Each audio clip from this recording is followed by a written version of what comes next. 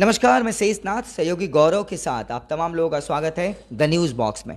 इस समय एक बड़ी खबर निकल के आ रही है। दरअसल चुनाव आयोग की तरफ से लोकसभा की चुनाव की तारीखों का अब तक आधिकारिक तौर पे घोषणा नहीं की गई है, पर उसके बावजूद तमाम पॉलिटिकल पार्टियां चुनावी रंग में रंगते हुए नजर आ रही है। क्या बीजेपी, क्या टीएमसी, कांग्रेस, सीपीआईएम या फिर देश के अन्य जगहों पर क्षेत्रीय और राष्ट्रीय पार्टियां लगातार चुनावी रंग में रंगते हुए नजर आ रही हैं। कल कोलकाता के ब्रिगेड मैदान से पश्चिम बंगाल के मुख्यमंत्री ममता बनर्जी और उनके भतीजे साथ ही टीएमसी के राष्ट्रीय महासचिव अभिषेक बनर्जी ने बकायदे 42 के 42 सीट पे, यानी पश्चिम बंगाल के अंतर्गत जितने भी 42 लोकसभा की सीटें हैं, उन 42 लोकसभा सीटों पर उम्मीदवारों के नामों की घोषणा कोलकाता के ब्रिगेड मैदान से कर दी गई। भारी संख्या में वहाँ लोग मौजूद थे, लाखों की संख्या में। उनको संबोधित करते हुए ममता बनर्जी बहुत ज़्यादा हमलावर रहीं बीजेपी सरकार के ऊपर। बाकायदे उन्होंने अपने काम भी गिनवाए और बीजेपी पे हमला करते हुए तीखे अंदाज में कहा कि 100 दिनों के काम के बदले जो पैसे सरकार को मिलने चाहिए थे, जो पैसे लोगों को मिलने चाहिए थे, वो केंद्र सरकार ने नहीं दिया बल्कि राज्य की सरकार ने दिया।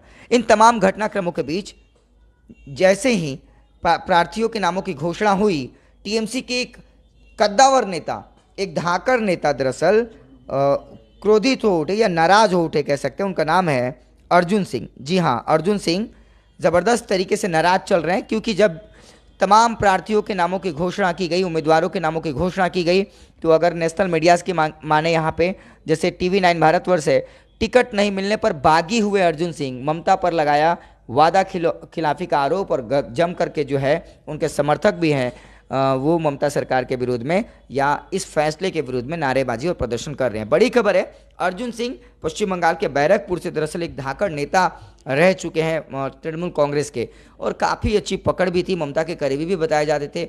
विगत दिनों हमने उनकी सहभागिता जो है अलग अलग फैसलों में देखी थी, किस तरीके से टीएमसी के बड़े बड़े फैसलों में उनकी सहभागिता रहती थी और ममता बनर्जी के काफ़ी इर्द गिर्द या उनके साथ रहा करते थे। पर चौंकाने वाला ये खबर उनके लिए रहा कि जैसे 42 नामों की घोषणा की गई, अर्जुन सिंह का नाम उसमें नहीं पाया गया। इसको लेकर अर्जुन सिंह ने वादा खिलाफी का आरोप लगा दिया है। नेशनल मीडियाज, आज तक, TV9 भारतवर्ष, ABP की माने तो अर्जुन सिंह के जो समर्थक हैं बैरकपुर में, उन्होंने बाकायदे इस फैसले के विरोध में विरोध प्रदर्शन भी जताया है। स्वयं अर्जुन सिंह ने भी गुस्सा जाहिर किया है ममता सरकार के ऊपर, टीएमसी के ऊपर। ममता बनर्जी को लेकर के उन्होंने कह दिया है कि हमसे वादा खिलाफी किया गया है, क्योंकि बैरकपुर में मेरी अच्छी खासी पकड़ है और लगातार मैं वहां पे टीएमसी के लिए, तृणमूल कांग्रेस के लिए सक्रिय रहा हूं। ऐसे में पार्टी पर वादा खिलाफी का आरोप लगाया है। 42 नामों की घोषणा तो कल की गई थी और सबसे चौंकाने वाला नाम उसमें रहा यूसुफ पठान का। वही क्रिकेटर जो इरफान पठान के भाई हैं, भारतीय क्रिकेट टीम के लिए खेल चुके हैं और आईपीएल में कोलकाता नाइट राइडर्स की तरफ से वो मेज़बानी कर चुके हैं, खेल चुके हैं।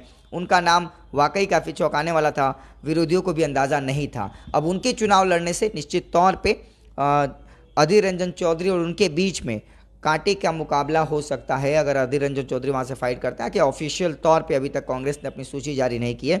दो बातें कल की ब्रिगेड सभा से निकल करके सामने आई कि टीएमसी अकेले चुनाव लड़ेगी, यानी कांग्रेस और टीएमसी के बीच जो है वो खिचड़ी जो पकनी थी वो पक नहीं पाई। अब अकेले चुनाव लड़ा जाएगा और इस बीच अर्जुन सिंह नाराज बताए जा रहे हैं। बड़ी खबर थी और इस खबर को लेकर के मैं बना हुआ था अपने सहयोगी गौरव के साथ। लगातार ताज़ा अपडेट्स पाने के लिए, खबरों के साथ जुड़े रहने के लिए देखते रहिए द न्यूज़ बॉक्स।